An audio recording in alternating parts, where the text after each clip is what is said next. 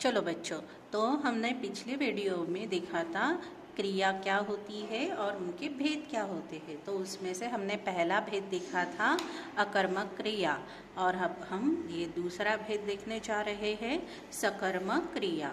तो अकर्मक क्रिया क्या होती है, मैं एक बार रिवाइज कर दूं आपको। जिस क्रिया को के क्रियापद के साथ कोई भी कर्म नहीं होता तो उसको अकर्मक क्रियापद कहा जाता है। अब ये दूसरा हम पढ़ेंगे सकर्मक क्रिया। तो सकर्मक क्या होता है, देखिए, अगर किसी भी क्रिया के साथ कोई कर्म जुड़ा होता है तो उसे सकर्मक कहते हैं। यहाँ पे सेंटेंस दिए, सेठ ने चित्रकार से अपना चित्र बनवाया, आर्यन ने मामा जी से कैमरा मांग लिया, चिंकी ने अपने पैनों दांतों से तुरंत जाल काट दिया। तो यहाँ पे क्या है, देखिए, बनवाया, मांग लिया और काट दिया, ये तीनों तो क्रियाएं हैं।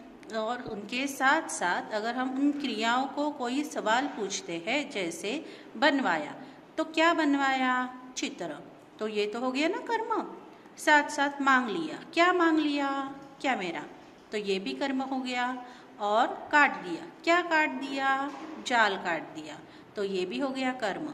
तो हर एक क्रिया के साथ कोई कर्म होता है तो उसे सकर्मक कहते हैं।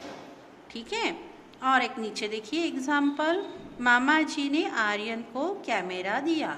यहाँ पे मामा जी ने कैमरा दिया, क्या दिया, कैमरा, देने की क्रिया है, वो किसे दिया, आर्यन को दिया, है ना।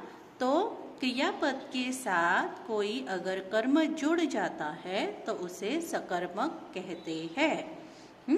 अभी ये देखिए, यहाँ पे और कोई एग्जाम्पल है नीचे। यहाँ पे, हमें देहातों में काम के लिए मजदूर नहीं मिलते हैं, नहीं मिलते हैं, ये नहीं मिलने की, मिलते रहे हैं, तो नहीं मिलते रहे हैं ये तो क्रिया है।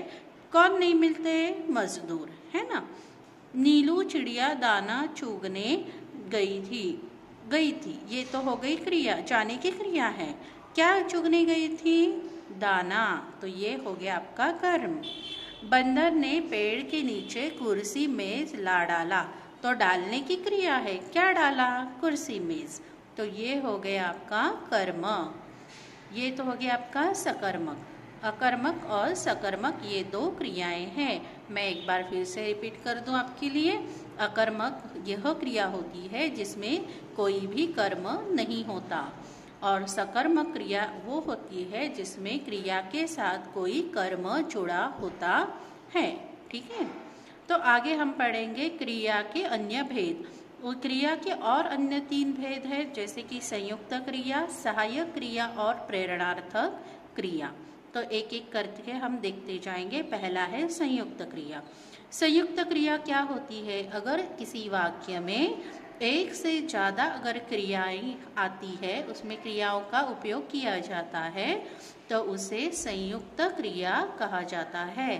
देखिए, आपको यहाँ पे दिया है, वाक्य में एक से अधिक क्रियाओं का प्रयोग होने पर उसे संयुक्त क्रिया होती है। तो उसका मतलब क्या होता है, अगर वहाँ पे आपको कोई 1-2 से ज़्यादा क्रियाएं आती है तो वह संयुक्त क्रिया कहलाता है। फॉर एग्जाम्पल देखिए, एक बार संकट आ गया, आने की भी क्रिया है और गया, जाने की भी क्रिया है। एक छोटे से घर में दादी माँ रहती थी, हम सब ने पुल की जानकारी पढ़ी है। ये सब क्या है, एक से अधिक क्रियाएं हैं, इसीलिए उसे संयुक्त क्रिया कहा जाता है। और कुछ आपको एग्जाम्पल दिए हैं नीचे। रोजगार की तलाश में लोग शहर जा रहे हैं, तो जा रहे हैं ये जाने की क्रिया है। अंततः हमने यह करके दिखा दिया, यह संयुक्त क्रिया। आवश्यक सामग्री की सूची बनाई गई, तो ये सब कुछ संयुक्त क्रिया के एग्जाम्पल है। दूसरा है भेद सहायक क्रिया। सहायक क्रिया क्या होती है, तो जिस वाक्य में क्रिया के मुख्य अर्थ को प्रकट करने के लिए किसी और शब्द की सहायता ली जाती है तो उसे सहायक क्रिया कहा जाता है। जैसे कि अभी एग्जाम्पल देखिए, हम सब ने पूल की जानकारी पढ़ी है।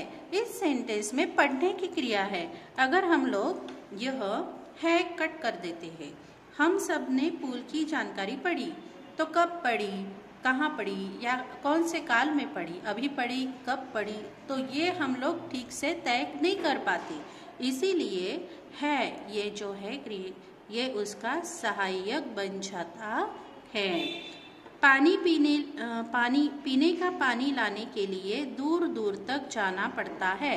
अभी पड़ता, इससे हमारा अगर हम है को यहाँ पे छिपा देते हैं, देखिए ये, तो पड़ता के बाद हमारा सेंटेंस, ये वाक्य अधूरा हो जाता है और इसीलिए यह वाक्य को पूरा करने के लिए है हमें मदद करता है।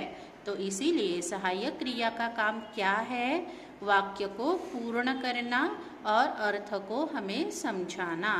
ठीक है, तो आज के लिए अभी इतना ही।